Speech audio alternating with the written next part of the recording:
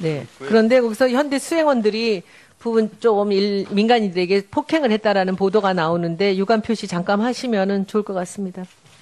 처음 듣는 말씀인데, 그러니까 저는 그렇지 않다고 생각합니다. 그러니까 한번 좀 알아보겠어요. 알아보고 폭행한 것이 잘못됐다. 그런 일이 있어서는 안 되겠죠. 네. 있다면은 기사가 나오고 있어서요. 동영상까지. 그냥 간단히 유감 표시만 하시면은 뭐 간단하게 넘어갈 그렇죠. 수 있을 것 같은데.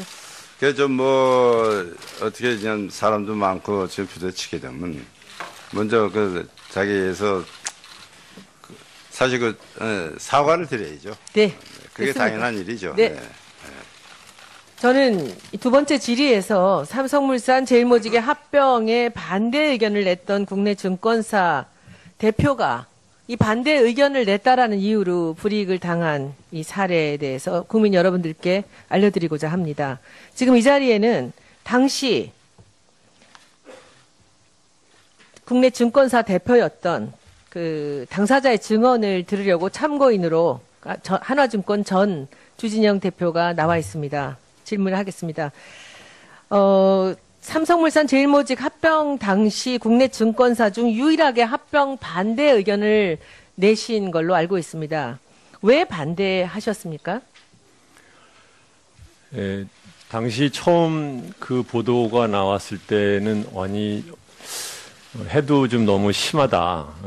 보나마나 저렇게 그 과대평가된 제일모직과 과소평가된 삼성물산을 자본시장법의 시행령을 핑계로 합병을 하겠다. 그것은 단지 그냥 물산의 이사들이 안 하겠다고 하면 되는 일인데 시행령 핑계 대면서 합병한다는 것이 너무 기가 막혔는데 국내 언론이나 우리나라에 뭐 발언권이 있는 모든 사람들이 다들 눈을 감거나 아니면 입을 닫거나 아니면 찬동하는 것을 보고 좀 기분이 안 좋았습니다. 근데 이제 증권회사들까지 다들 옹호하는 보고서를 쓰는 걸 보고 한국인으로서 창피했습니다. 그 보고서를 쓰지 말라고 한화 내부에서도 압력이 있었다고 들었습니다. 어떤 압력이었습니까? 처음 보고서가 나가기 며칠 전에 하나그룹의 경영기획실장인 금춘수 사장이 저를 보자고 만나서 하나그룹과 삼성은 사이도 좋고 앞으로 딜도 많고 그렇기 때문에 부정적인 보고서는 쓰지 말아라 얘기를 해서 제가 증권회사 사장한테 그런 것을 부탁하는 것은 부적절하다. 그렇게는 못하겠습니다. 약속 못 드립니다. 이제 얘기를 했고 그러고 난 다음에 그 다음 주 월요일 날 저도 모르는데 이제 어쨌든 월요일 날 보고가 나갔습니다. 1차 보고서. 삼성에서도 당시 압력이 있었습니까? 네, 삼성그룹에 아는 제 그 지인들로부터 한 4사람에 걸쳐서 전화가 와가지고 처음에는 의결권을 위임해달라. 저 당시에 이제 저희 회사는 우연하게 삼성물산 주식을 한 39,000주 정도 0.02%밖에 안 갖고 있었는데 그 의결권을 위임해달라라고 전화들이 왔고 그래서 제가 위임하지 않는다고 하니까 그 다음에는 그러면은 찬성해달라라고 전화가 왔고 그것도 이제 안 하겠다고 하니까 정 그럴 거냐라는 식의 얘기들을 들었습니다. 그 다음이 이 삼성물산 합병에 반대를 했던 이유 때문에 하나증권 대표에서 물러나라고 압력을 받았다고 했습니다. 그것에 대해서도 좀 자세히 알려주십시오. 1차 보고서가 나가고 난 다음에 경영기획실장인 금춘 사장이 다시 보자고 해서 한 번은 그렇다고 치자. 그렇지만 당신 때문에 삼성의 장충기한테서 불평 전화를 들었다.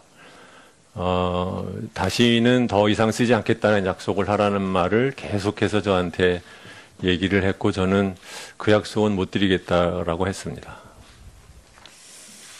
그 물러나라고 하는 이유는 무엇이었습니까? 구체적으로 그 이유를 대면서 그 압박을 했습니까?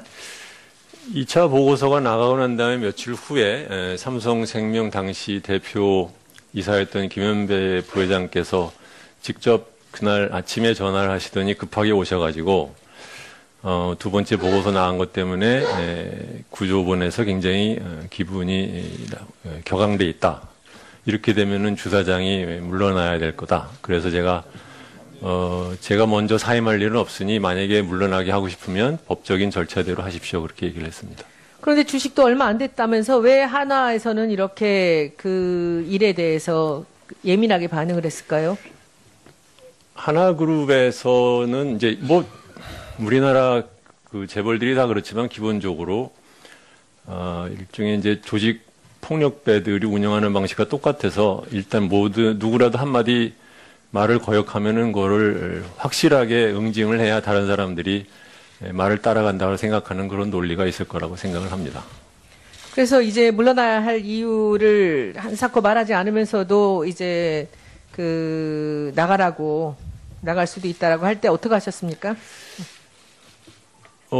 김현배 부장께서 오시고 난 그 얘기가 했던 것이 이제 7월 초였는데, 그러고 나서 9월 초에 다시 금춘수 사장이 보자고 해서, 저한테 물러났으면 좋겠다. 그래서 그거는 못하겠다 했더니, 그러면은, 구조본의 재무팀장을 경영총괄 부사장으로 보낼 테니 당신은 임기 때까지 이 선으로 물러나 있어라. 그래서 그것도 제가 그렇게는 안 하겠다라고 얘기를 했습니다.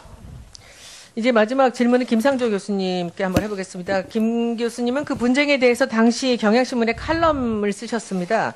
당시 사건 보시면서 어떤 생각하셨습니까?